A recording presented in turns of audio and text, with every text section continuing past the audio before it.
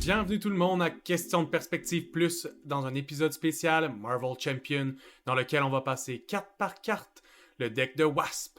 Bonne écoute. Alors pour commencer le reveal, évidemment, il y a la première carte du deck, la Hero Card. D'un côté, puisque comme Ant-Man, son collègue, elle possède 3 faces, sa première face c'est évidemment son alter ego. L'alter ego, Nadia Van Dyne. Nadia Van Dyne possède Girl Action. Girl te permet de rebrasser jusqu'à 2 cartes avec un Intel Resource de ta discard pile jusqu'à ton deck. Déjà, on sait que ça va être une utilisation très pratique. On sait qu'on va être capable de l'utiliser dans beaucoup de decks tant qu'on le bâtit de la bonne façon. Puis on aime ça, ça fait un deck building un peu plus intéressant. Tu essaies de te focus sur des cartes qui ont une printed resource qui fit avec cette action-là plutôt que nécessairement juste sa synergie de base. Évidemment, tu essaies que ton deck soit bon quand même. Mais on aime la diversité. En plus de pouvoir ramener 2 cartes, Miss Marvel pouvait déjà le faire soit avec un even qu'elle venait de jouer ou avec un de ses personas où qu'elle pouvait ramener une carte à la fois au-dessus de son deck. Puis moi personnellement, c'est capable de me donner jusqu'à 2 très bons tours. Donc j'ai hâte d'essayer de voir si la version de Nadia Van Dyne, je vais être assez souvent en persona pour être capable d'avoir le même résultat, surtout qu'elle a l'a x2.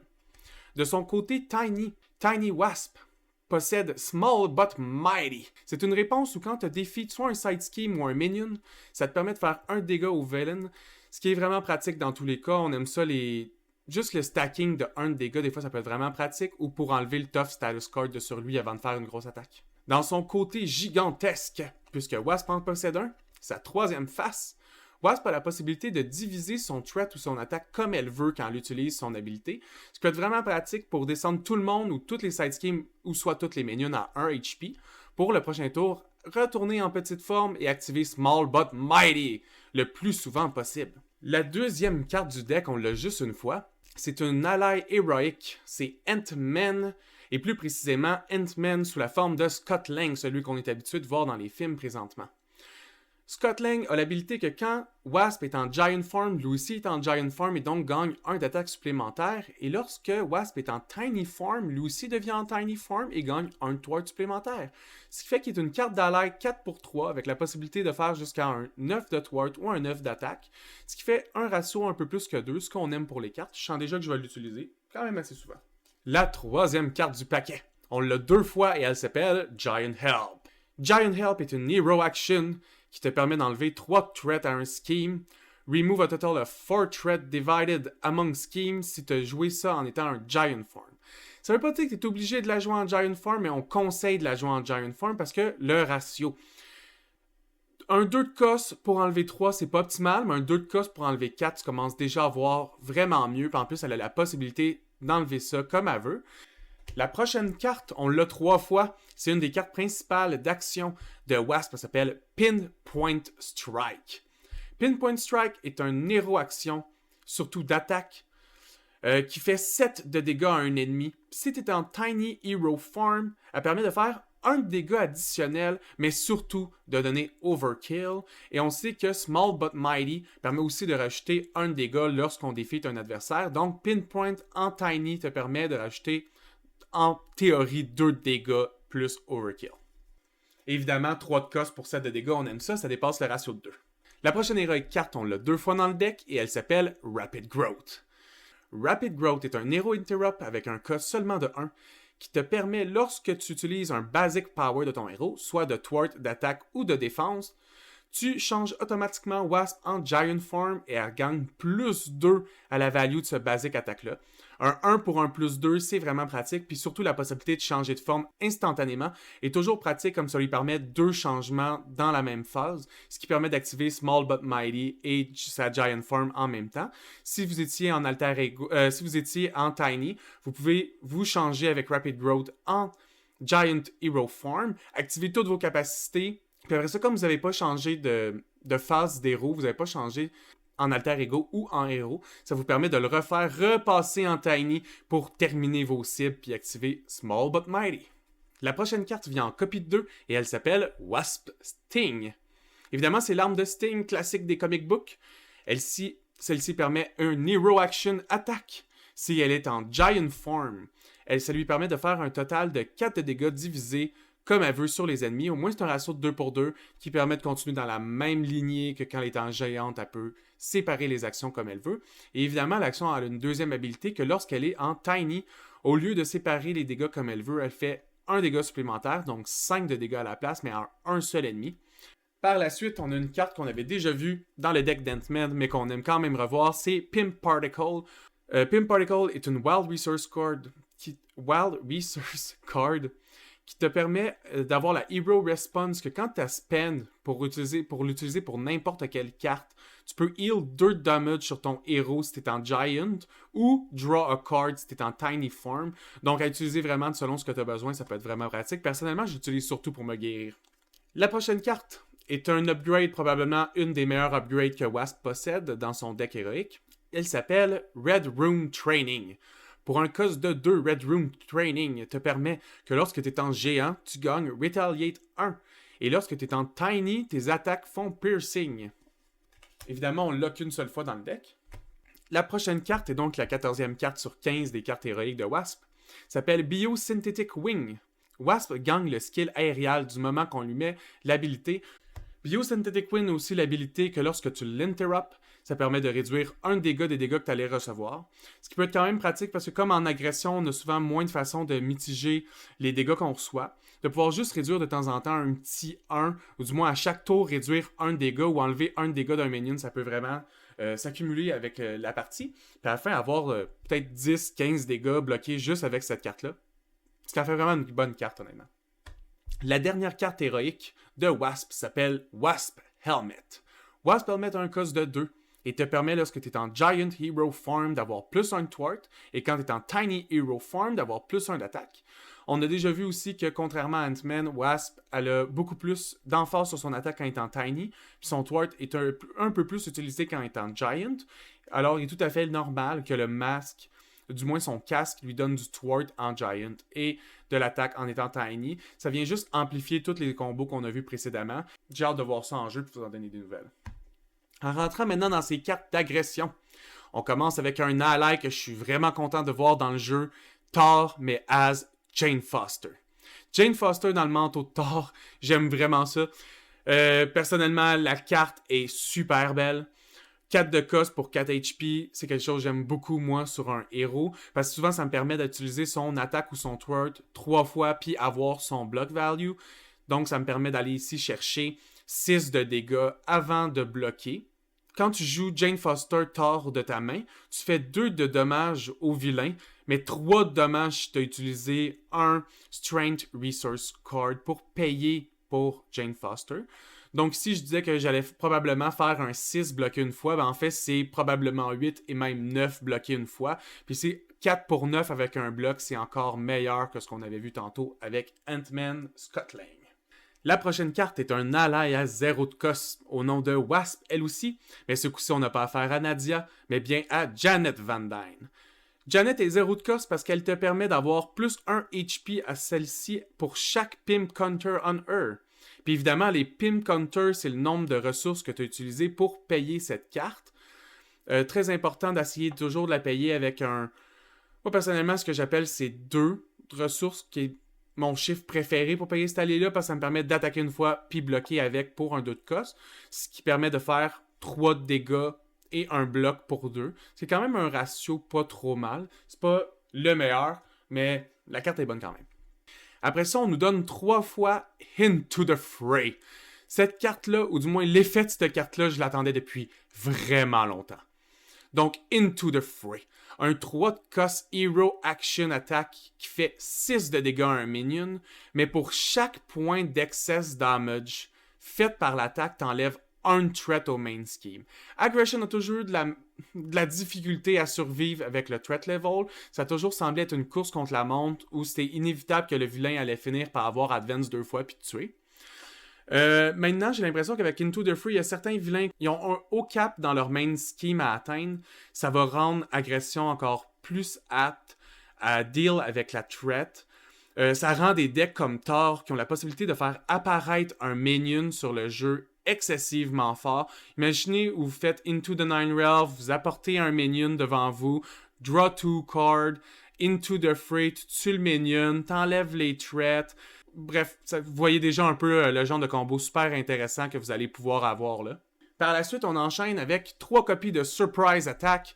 Surprise Attack est une carte d'agression que j'aime vraiment beaucoup, qui est une Hero Response Attack, qui te permet que quand tu changes de forme avec un héros pour seulement un cost, tu peux faire 3 de dégâts ou 4 de dégâts si tu as utilisé une Strength Resource. 4 de dégâts pour 1. Je vous disais déjà qu'un ratio de 2, c'est ce qu'on cherche le plus possible. Un ratio de 1 pour 4, il n'y a rien de mieux dans le jeu en ce moment. Surtout que Wasp et Ant-Man ont la possibilité de changer d'alter ego super rapidement. J'imagine déjà d'autres decks qui vont utiliser cette carte-là très efficacement, dont dans She-Hulk, évidemment. Ce que je voulais dire, She-Hulk va utiliser la carte Surprise Attack probablement vraiment facilement. Puis tous les héros que vous avez l'impression que vous retournez souvent en alter ego, mais que vous voulez jouer agression, Surprise Attack doit faire partie de votre deck. Évidemment, on enchaîne avec 2 copies d'une carte qui m'impressionne plus du tout de voir dans les decks, Power of Aggression. Power of Aggression te permet tout simplement de doubler sa value de ressources carte lorsqu'elle est jouée pour une carte d'agression. Évidemment, c'est une Wild Resource. Elle compte donc pour 2 pour toutes les cartes d'agression du deck. La prochaine carte est offerte 3 fois. C'est une support card du nom de Bootcamp. Bootcamp est une 3 cost card que tu peux jouer under any player control. C'est quand même pratique les cartes que tu peux jouer pour tes alliés aussi qui ne sont pas d'agression, qui peuvent avoir aussi cet effet-là. Bootcamp te permet d'ajouter un dégât à tous les alliés que tu possèdes tant que tu as ce support-là en jeu. Ainsi, si tu joues en duo avec un personnage qui joue leadership, ça fait que votre armée d'alliés va avoir un nombre incroyable de force. Ils vont commencer à faire tellement de dégâts que ce ne sera plus nécessaire d'attaquer avec vos propres héros puis vous allez juste défendre avec eux autres.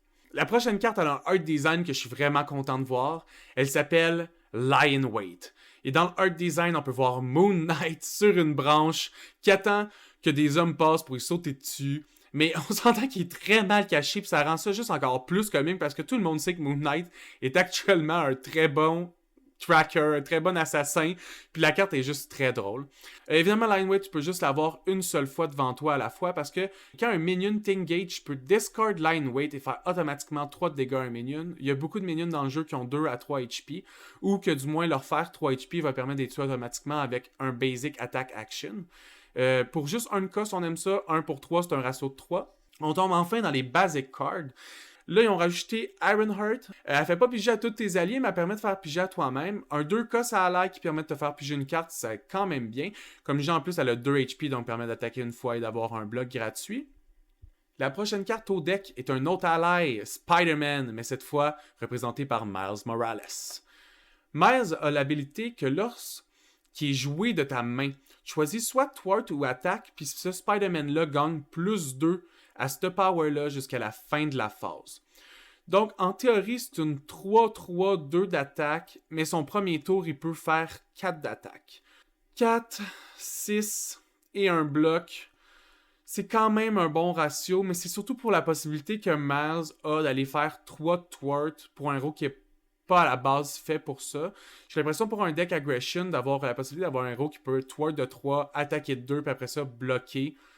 Va quand même avoir son utilité. Je ne sais pas si je vais la jouer tant que ça, je vais vous en redonner des nouvelles.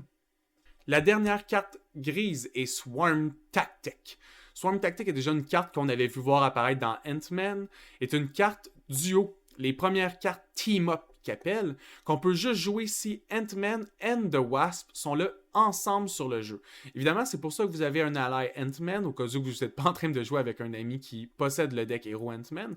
Vous pouvez vous-même jouer l'ally Ant-Man, puis par la suite jouer Swarm Tactic. Swarm Tactic te permet de changer d'héroforme et de ready ton héros. Ça permet des coups vraiment incroyables. C'est une carte excessivement forte. Si tu es capable de la jouer en même temps que Giant Help, changer de forme en Giant, rejouer cette carte-là, revenir en Tiny, mais ne plus être suspend, de retourner ready, de pouvoir finir ton combo en Tiny pour activer Small But Mighty, tu es capable de faire un tour qui a quand même beaucoup de value pour une carte qui a juste un cost. Évidemment, il y a une copie de Energy, Genius and Strength. On n'est pas étonné, tous les decks l'ont. On enchaîne avec 2 copies de Power in All of Us. Power in All of Us est une carte qui vous permet de doubler la ressource de la carte si elle est jouée pour une carte grise. Évidemment, c'est une Wild Resource, donc une Double Wild Resource pour toutes les cartes grises. On sent beaucoup d'adorateurs de Nick Fury et Mockingbird être vraiment contents à l'arrivée de cette carte-là. Ça rend aussi Helicarrier et Avenger Mansion disponibles dans des decks où les héros avaient de base plus de difficultés à la jouer par manque de cartes ressources pour les aider avec leur... La prochaine carte... Oh, je pensais que c'était la dernière carte grise, mais en fait, il y en a une dernière pour le deck et c'est une autre copie de Queen Carrier. Queen Carrier, c'est une carte qu'on avait déjà vue plusieurs fois. C'est un Avenger Persona Character, tu peux jouer Queen Carrier dans le deck. Queen Carrier est un peu comme Helicarrier, sauf qu'au lieu de réduire de 1 le cost d'une carte, ça permet de générer un Wild Resource. Donc toutes les cartes qui ont un bonus à jouer avec une ressource en particulier ont vraiment l'avantage d'avoir un Queen Carrier dans le deck. Puis on a vu déjà que le deck avec Surprise Attack. Donc juste pour Surprise Attack, je présume que jouer Queen Carrier vaut la peine. Comme à chaque tour que tu vas avoir Surprise Attack, tu vas pouvoir la jouer gratuitement juste en tapant ton Queen Carrier. Maintenant, les cartes qui sont données dans le deck de Wasp, mais qui ne font pas partie de son deck de départ, qui sont juste des decks à supplément, Marvel Champion va toujours te donner une copie 3 fois de tous les autres aspects qui n'est pas représenté dans le jeu, dans le deck qui vous a déjà été donné. Donc Wasp était agression. Donc je vais commencer avec 3 copies de la carte de justice qui est Running Interference. Running Interference te permet de la jouer seulement si tu as l'identité Avenger. C'est un Thwart Action qui te permet d'enlever 2 threats au main scheme, mais d'enlever X additionnel dépendant du stage de l'ennemi. Donc si vous jouez en héroïque puis rendu à sa stage 3, vous pouvez enlever 3 supplémentaires. Donc on est rendu avec une carte qui peut enlever 5 de thwart pour 2 de cost. 2.5 de value, c'est vraiment très bon. Le downside, c'est qu'il s'enlève juste du main scheme et qu'il est possible de jouer seulement dans les decks Avenger. La carte Leadership, tant qu'à elle, s'appelle All for One. All for One est une Hero Action Attack qui permet de faire 3 dommages à un ennemi puis d'exhauster le nombre que tu veux d'Avenger Character que tu contrôles pour faire un dégât additionnel à l'ennemi pour chaque character que tu as exhausté de cette façon-là. Donc, un deck Leadership qui aurait 4 ou 5 alliés en jeu peut jouer cette carte-là pour aller frapper de 8 s'il exauce tout en même temps. On suit avec la carte de défense qui s'appelle Persévérance. Pour seulement un cost, c'est un Hero Response qui te permet que quand tu changes de forme, tu te rajoutes un Tough Status Card. Comme je dis, tous les héros qui ont tendance à changer d'un à l'autre vont vraiment aimer cette carte-là. Tough Status Card pour un cost, je ne sais pas pourquoi vous ne l'auriez pas dans votre deck. Tout deck défense qui a un Helicarrier ou un Queen Carrier peut jouer cette carte-là gratuitement à chaque tour qu'ils l'ont dans leurs mains. Puis ça, on aime ça. La dernière carte offerte est une carte grise qui s'appelle Athletic Conditioning. Athletic Conditioning te permet d'enlever un stun ou un confuse status card de ton héros pour un cost. Personnellement, je ne pense pas que je vais l'utiliser, ou du moins pas encore. Si un jour j'ai un vilain qui me confuse ou qui me stun vraiment trop souvent à mon goût, par contre, cette carte-là va se retrouver 3 fois instantanément dans mon deck. Il n'y a aucun doute là-dessus. Aucun doute là-dessus. Je vais maintenant parler des obligations puis des cartes négatives. Terminer avec ça. La carte obligation de Nadia Van Dyne s'appelle Red Dreams. Red Dreams. Quand tu le reçois, tu peux changer Wasp en alter ego, puis ainsi choisir soit que tu exhaustes Nadia Van Dyne, puis t'enlèves Red Dream de la game, ou tu discartes toutes les cartes avec un printed Intel Resource de ta main, puis tu prends un dégât pour chacune de ces cartes-là. Comme on sait qu'elle peut les ramener, puis c'est probablement la carte qu'on va avoir en plus grand nombre dans le deck. Ça peut faire vraiment mal. 5-6 cartes que tu discartes toute ta main, puis toute ta main se retourne en dégâts contre toi. Ouch! On enchaîne avec le seul side scheme des cartes d'obligation, des cartes négatives que Shadow of the Past rajoute si tu es en train de jouer Wasp. La carte s'appelle Mother's Hoarders. Mother's Hoarders a 2 par player enlevés de threat sur la carte avant d'être defeat. Et as an additional cost for each hero to make a basic attack, le héros must spend 1 of any resource. Au moins, c'est juste sur les basic attacks, c'est pas sur les thwart actions. Mais comme le deck est de base un deck d'agression, c'est vraiment une side scheme qui va faire mal comme une priorité dessus à l'enlever rapidement. Il n'y a personne qui veut payer un cost juste pour pouvoir attaquer normalement avec son héros. La prochaine carte est le Minion Nemesis de Wasp, Beetle. Beetle, 4 HP et Guard, avec le Force Interrupt que quand Beetle est defeat, tu dois choisir entre dépenser un Strength Resource ou de shuffle back Beetle into the Encounter deck, ce qui fait que tu peux pas faire... En fait, tu peux faire un deck juste avec des Intel Resources, mais tu dois faire attention parce que Beetle va être toujours là. Toujours là. Par la suite, on a un attachement pour Beetle du nom de Beetle Armor MK4. Cette carte-là est attached to Beetle if able. Ça veut dire que s'il n'est pas able, tu vas l'attacher au vilain à la place. La personne à laquelle il est attaché a plus 4 HP. De base, Beetle a 4 HP, peut devenir à 8, la possibilité que Beetle revienne en plus. Puis s'il n'est pas là, 4 HP de plus au villain. C'est quand même un petit coup d'œil, c'est pas le fun. Après, on a 2 fois Beetle Mania, qui est la Treachery qui vient dans le deck de Wasp et la dernière carte du deck. Si tu révèles Beetle Mania pendant que tu es en Alter Ego, la carte a gain Surge. Mais si tu la révèles pendant que tu es en héros, Beetle il t'attaque avec plus 1 d'attaque. Puis si pas d'attaque a été faite de cette façon-là, donc si Beetle n'est pas sur le jeu quand tu piges la Treachery, la carte a gain Surge aussi. Donc tu te débarrasseras pas de piger un Encounter Card juste parce que Beetle n'est pas là. Et c'est ce qui conclut mon reveal du deck de Marvel Champion Wasp. Au plaisir de vous revoir pour mes indications du deck de Quicksilver dans quelques semaines. Puis je vais bientôt faire aussi une vidéo pour vous donner pas mes indications, mais mon opinion sincère sur le deck de Wasp une fois l'avoir testé. Personnellement, j'avais adoré celui d'Ant-Man. Merci de m'avoir écouté. Si vous voulez plus de contenu, je vous invite à aller au patreon.com/question de perspective. Bonne écoute!